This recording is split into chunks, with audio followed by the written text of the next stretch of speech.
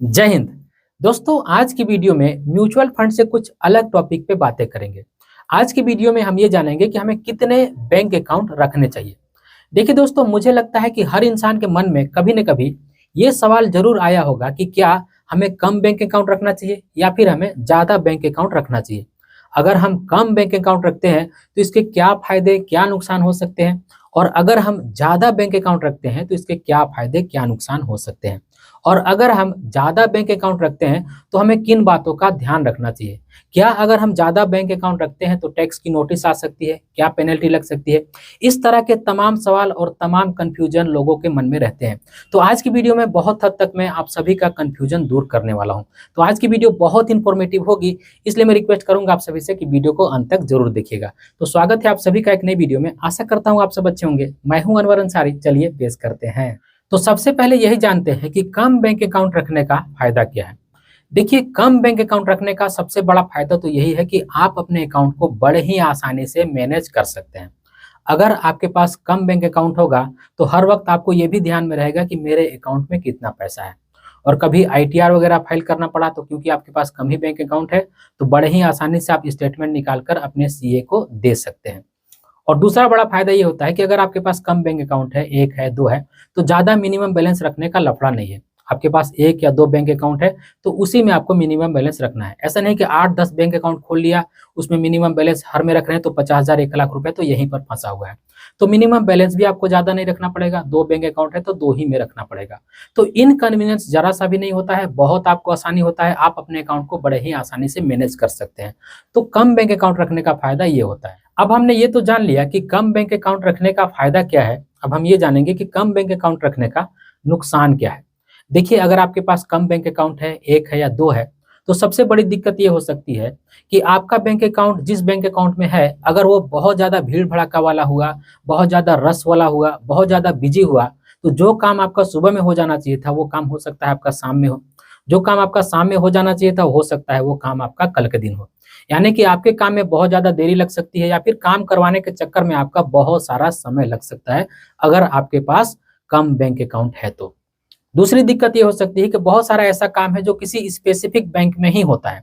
तो अगर आपके पास कम बैंक अकाउंट है तो हो सकता है वो बैंक अकाउंट आपके पास हो ही ना, तो ऐसे में भी आपको दिक्कत हो सकती है। और तीसरी सबसे बड़ी दिक्कत ये है कि अगर आपके पास कम बैंक अकाउंट है और वो किसी क्षेत्रीय बैंक में हुआ, तो जो फीचर्स, जो सुविधा आपको मिलनी चाहिए थी, जो टेक्नोलॉजी आपको मिलनी चाहिए थी, वो टेक्नोलॉजी हो सकता है आपको ना मिले। और चौथी और सबसे बड़ी दिक्कत, एक बैंक में एक अकाउंट गवर्नमेंट की तरफ से 5 लाख रुपए के लिए सेव होता है। सपोज कीजिए आपके पास 50 लाख रुपए है और आपके पास दो बैंक अकाउंट है, दोनों में आपने 25-25 लाख रुपए रख दिया। ईश्वर ना करे किसी तरह से अगर बैंक को कुछ हो गया तो आपको गवर्नमेंट सिर्फ और सिर्फ 5 दूना का 10 लाख रुपए ही देगा, आपका 40 लाख रुपए पूरी की तरह से डूब जाएगा। तो कम बैंक अकाउंट रखने का चौथा और सबसे बड़ा कमी या फिर दिक्कत यही है। अब देखिए, हमने ये तो जान लिया कि कम बैंक अकाउंट रखने का नुकसान क्या है और फायदा क्या है। अब हम ये जानेंगे कि ज्यादा बैंक अकाउंट रखने का नुकसान क्या है और फायदा क्या है। और सबसे पहले बात करेंगे नुकसान की। देखिए, जब मैं बात कर रहा हूँ ज्यादा बैंक अकाउंट की तो मैं ये मानकर चल रहा हूँ कि आपके पास 10 बैंक अकाउंट है। और अगर आपके पास 10 बैंक अकाउंट है तो सबसे पहली दिक्कत या फिर नुकसान यही है कि 10 बैंक में आपको मिनिमम एवरेज बैलेंस मेंटेन करना होगा।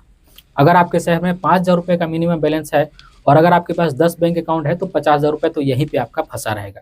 और अगर 10,000 रुपये मिनिमम बैलेंस है तो आपके जो 1 लाख रुपया है वो ऐसे ही फंसा रहेगा। किसी किसी बैंक में तो भाई 25,000, 50,000, 1 लाख रुपये भी रहता है।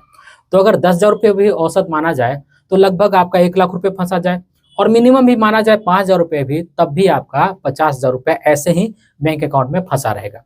और दूसरी सबसे बड़ी दिक्कत यह है कि अगर आपके पास 10 बैंक अकाउंट है तो 10 में एटीएम कार्ड भी होगा। किसी बैंक का 200, किसी का 500, किसी का 1,000 रुपये भी होता है। तो मोटा मोटी भी माना जाए तो 10 बैंक अकाउंट के पीछे लगभग आपका सालाना 5,000 रुपये का खर्चा होने वाला है, वो भी एटीएम कार्ड का फीस। और तीसरी और सबसे बड़ी दिक्कत यह है कि अगर आपके पास 10 बैंक अकाउंट है तो 10 बैंक एक जगह पे तो नहीं होगा, 10 बैंक शहर के अलग अलग इलाके में होगी। अगर आपको स्टेटमेंट की जरूरत पड़ गई, सीए को देना पड़ गया और आपको स्टेटमेंट चाहिए, इंटरनेट बैंकिंग है तो ठीक है, अगर नहीं है तो 10 बैंक में दौड़ते दौड़ते आपका हालत खराब हो जाएगा। तो सबसे बड़ी दिक्कत या कमी तो मुझे यही लगती है ज्यादा बैंक अकाउंट रखने की। अब सवाल ये आता है कि अगर ज्यादा बैंक अकाउंट रखने का सिर्फ नुकसान ही है तो लोग फिर क्यों ज्यादा बैंक अकाउंट रखते हैं। तो मेरे ख्याल से ज्यादा बैंक अकाउंट रखने का एकमात्र फायदा है, जो सबसे अहम और सबसे महत्वपूर्ण फायदा है, जिसको देख करके सारे नुकसान को अवॉइड किया जा सकता है। फायदा यह है कि हर बैंक अकाउंट पे आपको 5 लाख रुपए की गवर्नमेंट की तरफ से सिक्योरिटी मिलती है। यानी कि अगर आपने 10 अलग अलग बैंक में खाता खोला और सब में पैसा रखा 5-5 लाख रुपए, तो आप ये समझ करके चलिए कि सभी बैंक में आपको 5 लाख रुपए की तो गवर्नमेंट गारंटी दे रही, तो ऐसे में 50 लाख रुपए आपका जिंदा है। आपके 50 लाख रुपए को कुछ भी नहीं होगा। वहीं पे अगर उस 50 लाख रुपए को आप 2 बैंक में रख देते हैं, तो यहाँ पे गवर्नमेंट की जिम्मेदारी सिर्फ 10 लाख रुपए की होगी। 40 लाख रुपए ऐसे में आपका डूब सकता है अगर किसी कारण से बैंक को कुछ हुआ तो अगर आपको अपने पैसे को सेव करना है, आप ये चाहते हैं कि बैंकिंग सेक्टर को अगर कुछ भी हो तो हमारा पैसा सेफ रहे, तो 5-5 लाख रुपए अलग अलग बैंक में आप रख सकते हैं। सपोज कीजिए अगर आपके पास 50 लाख रुपए है, तो 5-5 लाख रुपए 10 बैंक पे रख दीजिए, 50 लाख रुपए की पूरी गारंटी आपको गवर्नमेंट देगी। तो सबसे बड़ा फायदा तो यही होता है ज्यादा बैंक अकाउंट रखने का। अब सवाल ये आता है कि किन लोगों को ज्यादा बैंक अकाउंट रखना चाहिए और किन लोगों को कम बैंक अकाउंट रखना चाहिए। देखिए, अगर आप ऐसे व्यक्ति हैं जो कहीं पे जॉब करते हैं और सैलरी आपको ठीक ठाक मिल जाती है, या फिर छोटा मोटा बिजनेस करते हैं जिससे आपका मंथली का गुजारा चल जाता है, थोड़ा मोड़ा पैसा बचा लेते हैं, थोड़ा मोड़ा पैसा सेव कर लेते हैं, बहुत ज्यादा पैसा आपके पास होता नहीं है, तो ऐसे में आपको चाहिए कि आपको कम ही बैंक अकाउंट रखना चाहिए, क्योंकि बैंक अकाउंट होता है पैसे को रखने के लिए। अगर आपके पास ज्यादा पैसा है ही नहीं तो बैंक अकाउंट खोल करके कीजिएगा क्या? बेमतलब का आपको मिनिमम बैलेंस भी वहां पे छोड़ना पड़ जाएगा। तो इसलिए अगर आपके पास ज्यादा पैसा नहीं होता है या फिर नहीं है, तो आपको ज्यादा बैंक अकाउंट नहीं खोलना चाहिए। लेकिन अगर आप एक ऐसे व्यक्ति हैं जिनके पास अच्छा खासा पैसा है या फिर अच्छी खासी सेविंग है और उसको सेफ रखना चाहते हैं, तो ऐसे में जरूरी हो जाता है कि आप ज्यादा बैंक अकाउंट खोलिए, ज्यादा बैंक अकाउंट में पैसा रखिए, ताकि आपका पैसा सेफ रह सके, आपको गवर्नमेंट की गारंटी मिल सके। तो जिनके पास ज्यादा पैसा है उनको ज्यादा बैंक अकाउंट खोलना चाहिए, और जिनके पास कम पैसा है या फिर बहुत कम पैसा उनके पास आता है, उनको चाह करके भी वो ज्यादा बैंक अकाउंट खोल नहीं सकते हैं, तो ऐसे में उनको कम ही बैंक अकाउंट रखना चाहिए। अब हम इस वीडियो के अंतिम पड़ाव पे पहुंच रहे हैं, लेकिन अभी भी 3 बातें जो बहुत जरूरी है वो जानना आपको बाकी है। अगर आप ऐसे व्यक्ति हैं जिनके पास ज्यादा खाता है या फिर ज्यादा खाता खुलाने की सोच रहे हैं, तो आपको ये करना होगा कि आपको जिस भी बैंक से ज्यादा काम पड़ता होगा, ऐसे 1, 2 या 3 ही ऐसे बैंक में यूपीआई और नेट बैंकिंग लिंक कीजिएगा, और बाकी के जितने भी बैंक हैं उनमें यूपीआई और नेट बैंकिंग लिंक मत कीजिएगा। मैं तो यहां तक बोलूंगा कि एटीएम कार्ड भी मत लीजिएगा, सिर्फ चेकबुक और पासबुक लीजिएगा। ऐसा क्यों? देखिए, अभी आप सुन सकते हैं कि बहुत ज्यादा फ्रॉड के मामले हो रहे हैं। भगवान न करे कभी आपके साथ फ्रॉड होती है तो फ्रॉड उसी बैंक के साथ में होता है जिसमें यूपीआई और नेट बैंकिंग लिंक होती है, क्योंकि फ्रॉड ऑनलाइन होता है। तो ऐसे में जो बैंक आपका यूपीआई और नेट बैंकिंग से लिंक होगा ही नहीं, उसमें कुछ भी नहीं हो सकता है। तो कोशिश यही कीजिएगा कि जिस बैंक से आप ज्यादा टर्नओवर करते हैं, उस तरह के 1, 2 या 3 बैंक से यूपीआई और जो नेट बैंकिंग है उसको लिंक करके रखिएगा। बाकी बैंक में यूपीआई नेट बैंकिंग लिंक मत कीजिएगा, यहाँ तक कि एटीएम कार्ड भी मत लीजिएगा, अगर आपका पैसा प्यारा है और सेफ्टी पसंद करते हैं तो। अब दूसरी जो ध्यान देने वाली बात है वो ये है कि देखिए, मैं मानकर चल रहा हूँ कि आज आपके पास बहुत ज्यादा पैसा है जिसके लिए आपको 8-10 बैंक अकाउंट की जरूरत पड़ रही है, लेकिन हो सकता है किसी दिन आप उस पैसे को खर्च कर दें, आप उस पैसे को प्रॉपर्टी में निवेश कर दें, स्टॉक मार्केट में निवेश कर दें, म्यूचुअल फंड में निवेश कर दें। एक दिन वो पैसा खत्म हो जाएगा, और जब उस पैसे को आप खर्च कर देंगे तो बाकी का जो बैंक अकाउंट है ना, वो आपके लिए एक बोझ की तरह हो जाएगा। उन सभी बैंक अकाउंट में आपको मिनिमम बैलेंस मेंटेन करके रखना पड़ेगा। तो इस चीज से बचने के लिए आप कीजिए ये कि जो भी ऐसे बैंक है जो zero balance bank account offer करते हैं, उनके साथ अकाउंट खुलाइए। देखिए, जब से मोदी जी का जन धन योजना आया है उस समय से मैंडेटरी हो गई है कि हर बैंक को एक न एक जीरो बैलेंस अकाउंट आपको ऑफर करना ही पड़ेगा। लेकिन जन धन योजना में ये है, जो बीएसबीडीए अकाउंट होता है उसमें ये है कि आप किसी भी बैंक में एक ही बीएसबीडीए अकाउंट खुला सकते हैं, जो कि जन धन योजना वाला होता है। लेकिन बहुत सारे बैंक अपने तरफ से भी आपको जीरो बैंक का जो बैलेंस अकाउंट है वो वाला बैंक ऑफर करते हैं, जैसे में कोटक का 811, और जैसे में आईसीआईसीआई का डिजिटल अकाउंट, जैसे में एयू स्मॉल फाइनेंस बैंक। इस तरह के बहुत सारे बैंक अकाउंट है जो जीरो बैलेंस जो बैंक है वो आपको ऑफर करते हैं। तो कोशिश कीजिएगा कि इस तरह का बैंक अकाउंट खुलाएं।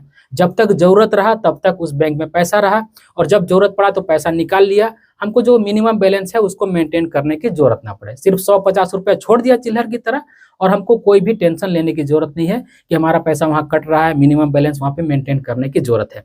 तो दूसरा, इस बात का ध्यान दीजिएगा अगर आपको ज्यादा बैंक अकाउंट खुलाना होगा तो। तीसरी और आखिरी बात जिसके साथ मैं इस वीडियो को खत्म करूंगा, देखिए बहुत सारे लोगों के मन में ये कंफ्यूजन रहता है कि हम बहुत ज्यादा अगर अकाउंट रखेंगे तो हमें टैक्स की नोटिस आ सकती है, हमें पेनल्टी लग सकती है। इस तरह का बहुत ज्यादा लोगों के मन में कंफ्यूजन रहता है। तो भाई मैं एक चीज आपको बताना चाहता हूँ कि बैंक अकाउंट होता है पैसे रखने के लिए। बैंक अकाउंट खोला जाता है पैसे ही रखने के लिए, उसका एकमात्र यूज है कि आप उसमें पैसा रखेंगे। तो अगर बैंक अकाउंट पैसा रखने के लिए है तो हमें टैक्स की नोटिस कैसे आएगी, हमें कैसे पेनल्टी लगेगा? तो इसके लिए आपको एक बात का ख्याल रखना होगा कि जो भी पैसा आप रख रहे हैं, कितना भी बैंक अकाउंट हो, इससे कोई मतलब नहीं रहता है। वो पैसा लीगल होना चाहिए, उस पैसे का आपके पास हिसाब होना चाहिए। कभी भी अगर आपसे इनकम टैक्स डिपार्टमेंट पूछ ले कि भाई ये पैसा कहाँ से आया, तो आपके पास हिसाब होना चाहिए कि हाँ पैसा, ये पैसा हमने इनसे लिया है, या फिर यहाँ से आया है, या फिर मेरा बिजनेस का पैसा है। आप इस बात के लिए प्रूफ दे सकें। आप 1 नहीं, 10 नहीं, 50 नहीं, 100 अकाउंट खोल लीजिए, इस बात से कोई फर्क नहीं पड़ता है। और दूसरी बात एक और ध्यान रखिएगा कि अगर आप बिजनेस करते हैं तो इसके लिए आप एक करंट अकाउंट खुला लीजिएगा, क्योंकि बिजनेस का जो भी ट्रांजैक्शन है वो करंट अकाउंट में ही होना चाहिए। और भाई एक बार और बोलूंगा कि बैंक अकाउंट होता है पैसा रखने के लिए, तो डरने घबराने की जरूरत नहीं है। आपके पास सारा हिसाब होना चाहिए कि हाँ ये पैसा मेरा यहाँ से आया, ये पैसा मेरा बचाया हुआ है, मैं इसका ITR फाइल कर चुका हूँ। इन सारी डिटेल आपके पास रहना चाहिए कि कभी भी नोटिस आए तो आप उनको बता सके। तो इसके लिए बिल्कुल भी घबराना नहीं है भाई कि मुझे 1 अकाउंट रखना चाहिए, 2 अकाउंट रखना चाहिए, 5 रखना चाहिए, 10 रखना चाहिए। आपको जितना मन करे उतना अकाउंट रख सकते हैं, लेकिन उस अकाउंट में जो भी पैसा रहेगा उसका सारा हिसाब आपके पास होना चाहिए। तो डरने और घबराने की बिल्कुल कोई भी बात नहीं है। तो दोस्तों आज की वीडियो आप सभी को कैसी लगी कमेंट सेक्शन में जरूर बताइएगा, क्योंकि मेरे बहुत सारे व्यूवर्स ऐसा कह रहे थे कि बैंकिंग एंड फाइनेंस से रिलेटिव ही कुछ म्यूचुअल फंड से अलग वीडियो बनाइए, और मैं भी बहुत दिनों से सोच रहा था कि म्यूचुअल फंड से कुछ अलग वीडियो बनाया जाए जो कि बैंकिंग एंड फाइनेंस से रिलेटिव ही हो। तो अगर आज की वीडियो आप सभी को अच्छी लगी, आप कमेंट्स करेंगे कि हाँ हमें ऐसी वीडियो और भी आगे चाहिए, तो मैं आगे और इस वीडियो को कंटिन्यू करूंगा, इस तरह की और भी वीडियो लाऊंगा। वरना अगर आप चाहेंगे तो सिर्फ म्यूचुअल फंड पे ही वीडियो आएगी। तो अगर आपको इस तरह की वीडियो देखना पसंद है तो कमेंट सेक्शन में कमेंट्स करके जरूर बताइएगा। और अगर आज की वीडियो आप सभी को अच्छी लगी होगी तो इस वीडियो को एक लाइक जरूर कर दीजिएगा, और इस वीडियो को अपने फ्रेंड और फैमिली के बीच भी शेयर कीजिएगा। इस वीडियो के आखिर में बस मैं आपसे इतना ही कहना चाहता हूँ कि अपना और अपने फैमिली का बहुत ख्याल रखिएगा। मैं मिलूंगा इसी तरह की किसी और वीडियो में, तब तक के लिए बाय।